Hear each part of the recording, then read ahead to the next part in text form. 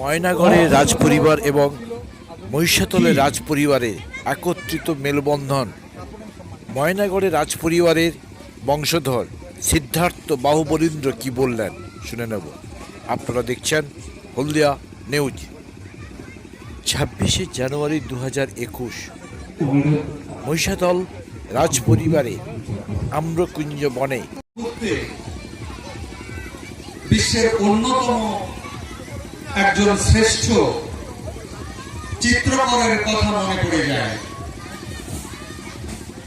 শিশুদের সৃজনশীলতা, প্রতিভার দিকটুকু মাথায় রেখেই বোধহয় তিনি উচ্চারণ করেছিলেন, every child is an inspiration. ভবিষ্যতের কথা ভেবে তা আমার সামনে অনেক কচি কাঁচা ছোটরা রয়েছে যারা আজকের এই অনুষ্ঠানের সঙ্গে সংশ্লিষ্ট হয়েছে। কিন্তু তোমরা কি জানো কেন আজকের দিনটি উদ্যোক্তারা বেছে নিয়েছিলেন?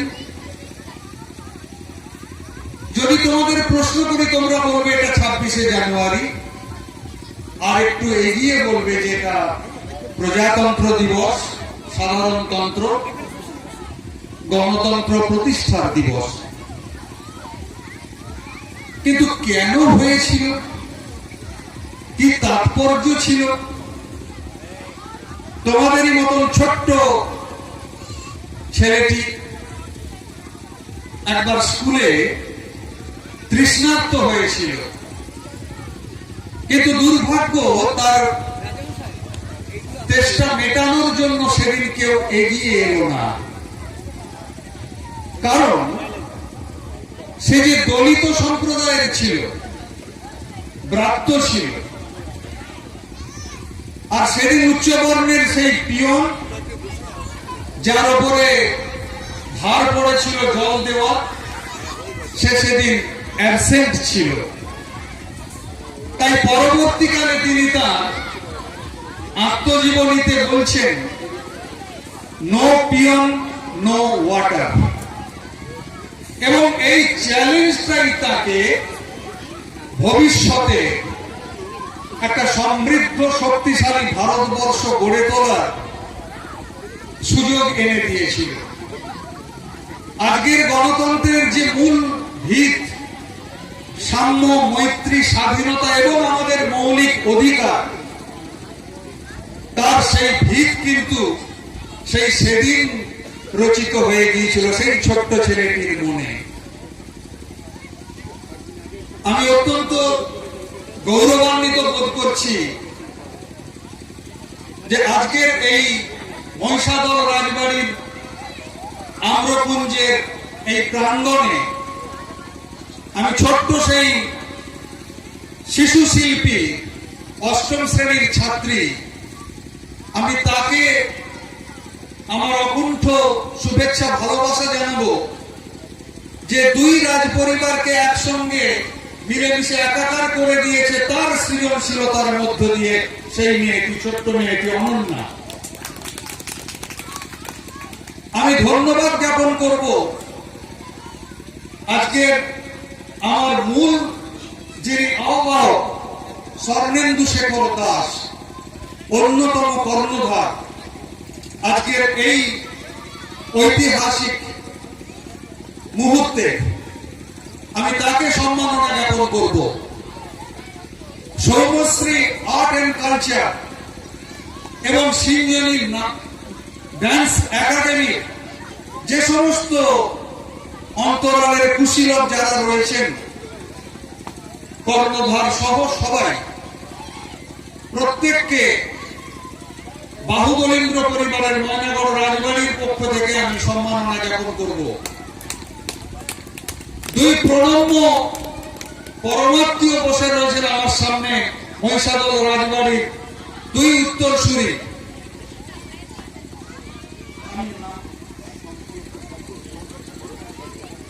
শঙ্কর প্রসাদ গর্গ এবং হরদ প্রসাদ গর্গ মহোদয় আমার পরমাত্মীয়।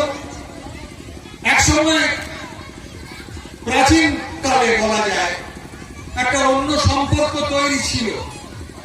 মাঝখানে রূপনারায়ণ কংসাবতী দিয়ে অনেক জলরাশি প্রবাহিত হয়েছে। কালের স্রোতে সেই সম্পর্কে হয়তো কোথাও ভাটা পড়েছে, কিন্তু আজকে এই আম্রকুঞ্জে আমাদের অঙ্গীকার হলো যে আমরা আবার নতুন ভাবে সেই সম্পর্কের তাগিদে আমরা সামনের দিনে হাত ধরে সমান্তরাল ভাবে এগিয়ে যাব। এই ঐতিহাসিক ঐতিহ্যপূর্ণ হেরিটেজ স্বীকৃতি প্রাপ্ত এই এলাকাতে আমার প্রিয় সঞ্চালক আশিস, আমার প্রিয় ভাই, এবং প্রাক সঞ্চালনা যিনি করেছিলেন আমার অত্যন্ত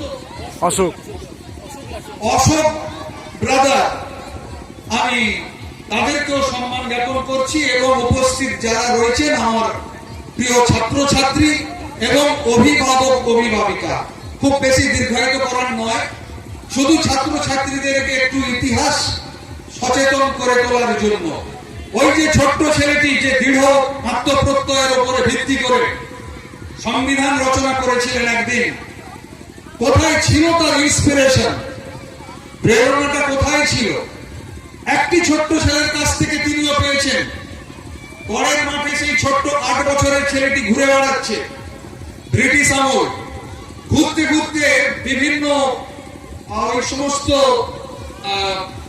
অস্ত্র শস্ত্রের একটা এক্সিবিশন হচ্ছিল। ঘুরতে ঘুরতে স্কুল ফাঁকি দিয়ে ছেলেটি তার বন্ধু বান্ধবদের নিয়ে ঘুরতে ঘুরতে একটা জায়গাতে গিয়ে একটা স্টলে গিয়ে আটকে গেল। বন্ধুরা তাকে খোঁচা দিচ্ছে, কিরে চল। ছেলেটি তন্ময় হয়ে তাকিয়ে আছে সামনের দিকে। কি ভাবছিস এত? ভাবছি কবে আমরা এই কামান তৈরি করে ওই বিদেশি ইংরেজদেরকে তাড়াবো। সেই স্বাধীনতার সেই বীজটুকু তিনি আহরণ করেছিলেন, যার কাছ থেকে তিনি হলেন স্বামী বিবেকানন্দ। অনুপ্রেরণা পেয়েছিলেন আরেকটি ছোট ছেলের কাছ থেকে। স্কুলের শেষে স্কুলের সামনের মাঠে বসে আছেন, ক্ষুদিরামের ফাঁসি হয়ে গেছে, গোটা ভারতবর্ষ উত্তাল। এমত অবস্থাতে তার প্রধান শিক্ষক মহাশয় এসছেন। প্রধান শিক্ষক মহাশয় একটু বোধহয় উস্কে দিলেন যে তোমার তো এখানে বসে থাকার কথা নয়, তুমি যে ওই বস্তিতে যাবে বলেছিলে তোমার বন্ধুদের নিয়ে, সেখানে যে কয়েকজন কলেরা রোগী আছে তাদের সেবা করতে হবে না? চমকে উঠলেন ছেলেটি, এগিয়ে গেলেন বন্ধুদের নিয়ে। 11 ঘন্টা নয়, টানা 48 ঘন্টা সেবা করছেন। বাড়ির সবাই চিন্তিত। কে ছিলেন সেই প্রধান শিক্ষক? বেণীমাধব দাস। বলাই বাহুল্য সেই শিশুটি পরবর্তীকালের কিশোর অমর দেশনায়ক সুভাষচন্দ্র বসু। স্মরণ করেছেন সেই মায়ের কথা। আমার সামনে অনেক মা বসে রয়েছেন।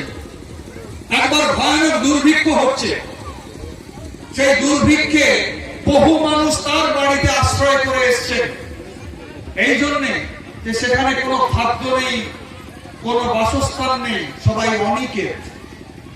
আর ছোট্ট মেয়েটি পাখা হাতে নিয়ে ব্যজন করছেন, ওই গরম খিচুড়িকে ঠান্ডা করছেন 11 বছরের সেই মেয়েটি।